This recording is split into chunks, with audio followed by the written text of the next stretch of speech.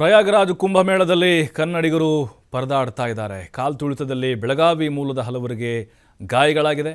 ಬೆಳಗಾವಿಯಿಂದ ಹೋಗಿದ್ದ 30 ಜನರ ತಂಡ ಕಾಲ್ತುಳಿತದ ಬಳಿಕ ಸಂಪರ್ಕಕ್ಕೆ ಸಿಗ್ತಾ ಇಲ್ಲಂತೆ 5 ಜನ. ನಮ್ಮ ಕನ್ನಡಿಗರು ಜಾಸ್ತಿ ಸಂಖ್ಯೆಯಲ್ಲಿ ಹೋಗಿದ್ದಾರೆ ಅವರು.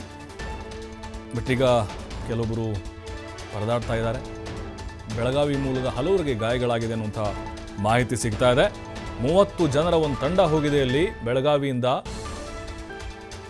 ಆದರೆ ಈ ಕಾಲು ತುಳಿದಾದ ಮೇಲೆ ಕೆಲವರು ಸಂಪರ್ಕಕ್ಕೆ ಸಿಗುತ್ತಾ ಇಲ್ಲ.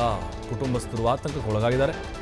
ಅರುಣ್, ಮಾಧವಿ ಸೇರಿ 5 ಜನ ಸಂಪರ್ಕ ಸಿಗ್ತಾ ಇಲ್ಲ, ಅಂದರೆ ಫೋನೇ ಹೋಗ್ತಾ ಇಲ್ಲ ಅವ್ರಿಗೆ. ಬೆಳಗ್ಗೆಯಿಂದ ಅವ್ರನ್ನ ಕಾಂಟ್ಯಾಕ್ಟ್ ಮಾಡ್ತಿದ್ದಾರೆ ಕುಟುಂಬಸ್ಥರು, ಕಾಲ್ ಮಾಡ್ತಿದ್ದಾರೆ, ಮೆಸೇಜ್ ಮಾಡ್ತಾರೆ, ನೋ ರಿಪ್ಲೈ. ಎಲ್ಲ ಸ್ವಿಚ್ ಆಫ್ ಆಗಿದೆ, ನೋಟಿಸ್ಗಳು ಬರ್ತಾ ಇದೆ. ಕಾಲು ತುಳಿತದಲ್ಲಿ ಗಾಯಗೊಂಡು ಸಂಪರ್ಕಕ್ಕೆ ಸಿಗದೇ ಇರಬಹುದು. ಮೊಬೈಲ್ ಕೂಡ ಬಂದಾಗಿದೆ. ಆತಂಕದಲ್ಲಿ ಕುಟುಂಬಸ್ಥರಿದ್ದಾರೆ. ಬೆಳಗಾವಿಯಿಂದ ಖಾಸಗಿ ಬಸ್ನಲ್ಲಿ 30 ಜನರ ತಂಡ ಹೋಗಿದೆ. ಈಗ ಅಲ್ಲಿ ಆಸ್ಪತ್ರೆ, ತಾತ್ಕಾಲಿಕವಾಗಿ ಆಸ್ಪತ್ರೆ ನಿರ್ಮಾಣ ಮಾಡಿದ್ದಾರೆ. ಈಗ ಅಲ್ಲಿ ಅವ್ರನ್ನ ಏನಾದರೂ ದಾಖಲು ಮಾಡಿದ್ದಾರೆ. ಸದ್ಯಕ್ಕೆ ಯಾವುದೇ ಮಾಹಿತಿ ಸಿಗ್ತಾ ಇಲ್ಲ.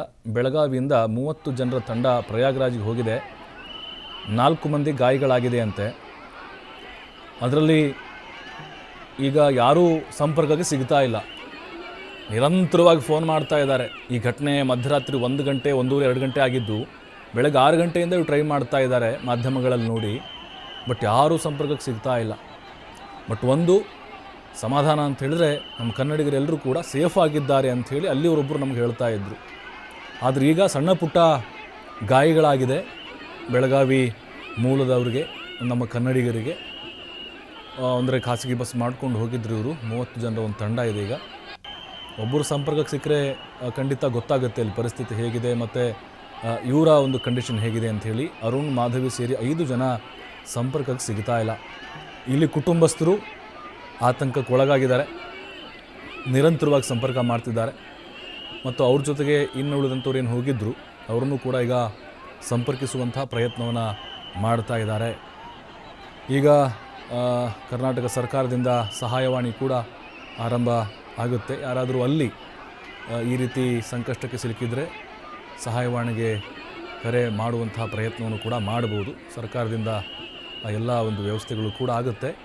ಪುಣ್ಯಸ್ನಾನ ಇವತ್ತು ಮೌನಿ ಅಮಾವಾಸ್ಯೆ ಹಿನ್ನೆಲೆಯಲ್ಲಿ ಇವತ್ತು ಪುಣ್ಯಸ್ನಾನ ಮಾಡಬೇಕು ಅಂತ ಬೆಳಗಾವಿಯಿಂದಲೂ ಕೂಡ 30 ಜನರ ಒಂದು ತಂಡ ಹೋಗಿತ್ತು. ಈಗ ಅದರಲ್ಲಿ ಕೆಲವಷ್ಟು ಜನ ಸಂಪರ್ಕಕ್ಕೆ ಸಿಗ್ತಾ ಇಲ್ಲ. ಯಾಕೆಂದರೆ ಕಂಪ್ಲೀಟಾಗಿ ಜನ ಸೇರೋದ್ರಿಂದಾಗಿ ಕೆಲವೊಬ್ಬರಿಗೆ ನೆಟ್ರು ಕೂಡ ಸಿಗ್ತಾ ಇಲ್ಲ.